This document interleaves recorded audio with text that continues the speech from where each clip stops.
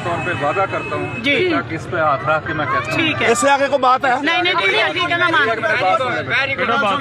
कि जो आपने कहा है हमने उस पे अमल कर दिया है। ठीक है। और इंशाल्लाह ताला उस वक्त तक हम चैन से नहीं बैठेंगे जब तक इंसाफ आपका मामला हल ना होगा। ये ठीक है।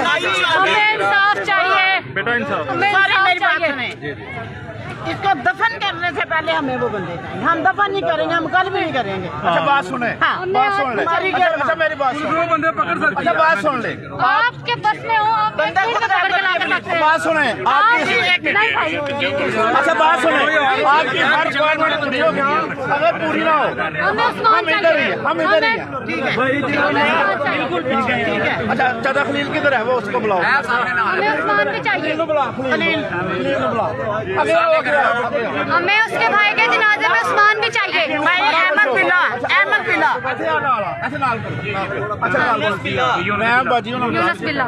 ਤੁਹਾਡੀ ਇਨਸ਼ਾਅੱਲਾ ਮੁਕੰਮਲ ਦਿਲ ਜੋਈ ਹੋਏਗੀ, ਤੁਹਾਡੀ ਕਾਰਵਾਈ ਹੋਏਗੀ, ਤੁਹਾਡੀ ਹੱਕ ਰਸੀ ਹੋਏਗੀ, ਤੁਹਾਡੇ ਨਾਲ ਕੋਈ ਨਜਾਇਜ਼ ਨਹੀਂ ਹੋਏਗਾ। ਠੀਕ ਹੈ ਜੀ।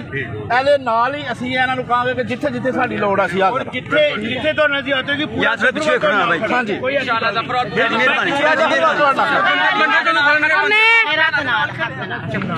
क्या है सानू उस्मान चाहिए। ਗੁਨਾਹੋ ਨਾ ਰੋ ਨਾ ਰੋ ਨਾ ਰੋ ਨਾ ਰੋ ਯਾਰ ਨਾ ਰੋ ਨਾ ਰੋ। ਨਾਲ ਕੱਲ ਸਾਡੇ ਨਾਲ ਹੋਏਗਾ। ਕਿਸੇ ਨਾਲ ਨਹੀਂ ਹੋਏਗਾ। ਗੱਲ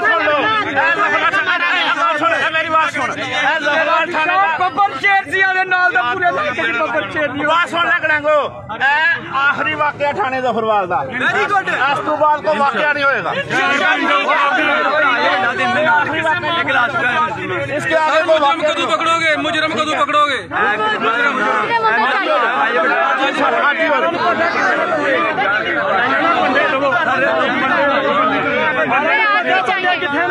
हमें आदमी चाहिए, इसके कातिल चाहिए, आज ही चाहिए। मिलेंगे मिलेंगे बिल्कुल मिलेंगे। जी बिल्कुल हमें उस्मान भी चाहिए।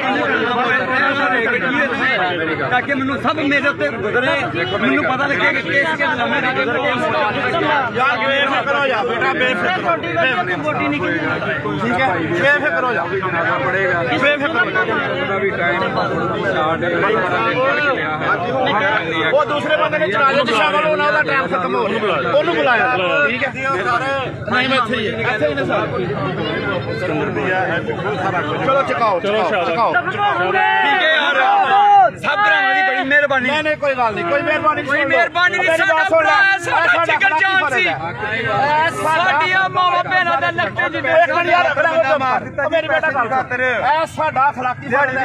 ਅੱਜ ਤੋਂ ਬਾਅਦ ਪੁਲਿਸ ਕਿਸੇ ਬੰਦੇ ਨੂੰ ਥਾਣਾ ਤਹਿਸੀਲ ਜ਼ਫਰਵਾਲ ਦੀ ਹਦੂਦ ਚ ਗਾਲ ਨਹੀਂ ਕੱਢੇਗੀ। ਨਜਾਇਜ਼ ਚੈਕਿੰਗ ਵੀ ਬੜੀ ਕਰਦੀ ਆ ਪੁਲਿਸ। ਇਹਦੇ ਨਾਲੋਂ ਬੁਰਾ, ਇਹਦੇ ਨਾਲੋਂ ਬੁਰਾ, ਇਹਦੇ ਨਾਲੋਂ ਬਦਤਰੀਨ, ਇਹਦੇ ਨਾਲੋਂ ਗੰਦਾ ਵਾਕਿਆ ਇਸ ਤੋਂ ਪਹਿਲੇ ਨਹੀਂ ਹੋਇਆ, ਨਾ ਇਸ ਤੋਂ ਬਾਅਦ ਹੋਏਗਾ। नजायज चेकिंग बड़ी करती है, नजायज चेकिंग। कोई बंदा रस्ते जाता बड़ के तहसील लावेगी। इजाजत है, बाजी मां भैन इजाजत है, बाजी मां भैन जी इजाजत है। दो मोटरसाइकिल जाते ने बेटा चलो तरीके काम मावा भैन ने बड़े अपने पिछले